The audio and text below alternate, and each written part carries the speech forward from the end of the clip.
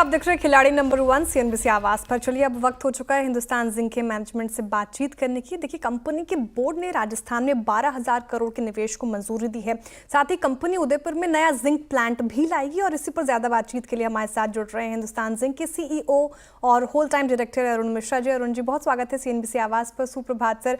सबसे पहला सवाल तो ये होगा कि कंपनी ने राजस्थान में 12,000 करोड़ के निवेश का ऐलान किया है, जो मैं भी बता भी रही थी अपने दर्शकों को, लेकिन एक्सपेंशन प्लान्स के लिए रकम कहां से जुटाएंगे?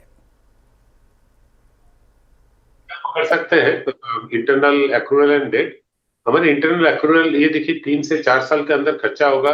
हम सालाना करीब 10,000 करोड़ का अगर हम प्रॉफिट आफ्टर टैक्स जनरेट करते हैं तो हमारे लिए फंड करना कोई बड़ी बात नहीं है। बट फिर भी हमारा अगर स्ट्रेटेजिक रीजन से अगर हमको कैश का मिसमैच होता है, कुछ चाहिए होता है, तो हम जरूर डेट लेंगे। तो अबाउट 5,000 करोड़ तक हम डेट ले सकते हैं इसमें। तो डेट के जरिए आप ये फंड जुटाएंगे, ठीक है। लेकिन कैपेसिटी एक्सपेंशन के बाद प्रोडक्शन कॉस्ट में कितनी कमी आएगी अरुण जी, और इससे मार्जिन पर कैसा असर होगा, ये थोड़ा आप अंदाजा दे पाएं? तो जरूर अगर प्रोडक्शन बढ़ता है तो उसमें तो आपको ओवरऑल फिक्स्ड कॉस्ट घटेगा। और हम लोग चाहेंगे ये जो नया स्मेल्टर बनाएंगे ये ज्यादा एफिशिएंट हो करंट स्मेल्टर से। उससे हमारा स्पेसिफिक पावर कंजम्पशन घटेगा, तो उस हिसाब से हमारा कॉस्ट भी घटेगा।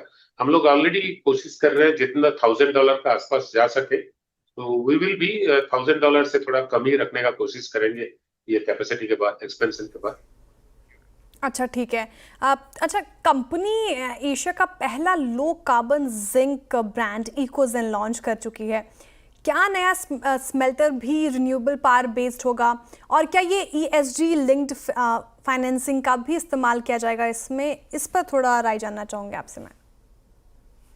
हम लोग अभी तक फाइनेंसिंग ईएसजी लिंक नहीं किए हैं, लेकिन हम लोग कोशिश करेंगे जो भी मेरा नया कैपेसिटी है वो रिन्यूएबल पावर से ही चले। लेकिन उसमें भी अगर रिन्यूएबल पावर डेवलपमेंट में कोई गैप रहता है तो हमारे हाथ में अपना पावर प्लांट है ही, तो इसीलिए हम लोग को पावर की तरफ से कोई चिंता नहीं है। तो रिन्यूएबल प्लांट से ही करेंगे और आपका पावर प्लांट भी है, बिल्कुल सही बात है।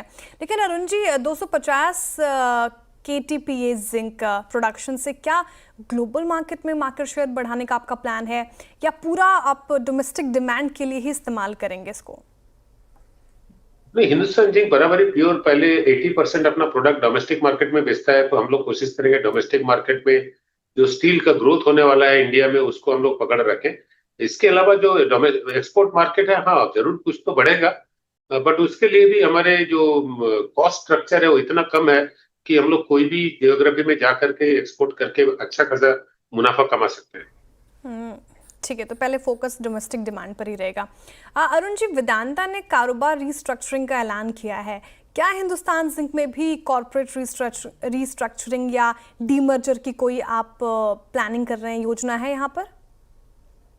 नहीं, हमारे दिमाग में तो ऑलवेज है कि हमारे जो सिल्वर यूनिट है उसको हम लोग अलग कंपनी करें और उसका बेनिफिट ले मार्केट कैप का।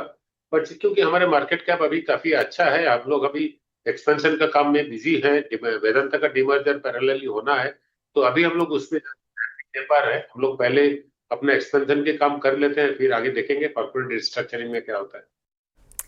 ठीक है सर, ओके, बहुत शुक्रिया। आज समय इतना ही है। बहुत शुक्रिया हमसे जुड़ने के लिए और तमाम सवालों के जवाब देने के लिए। चलिए इसी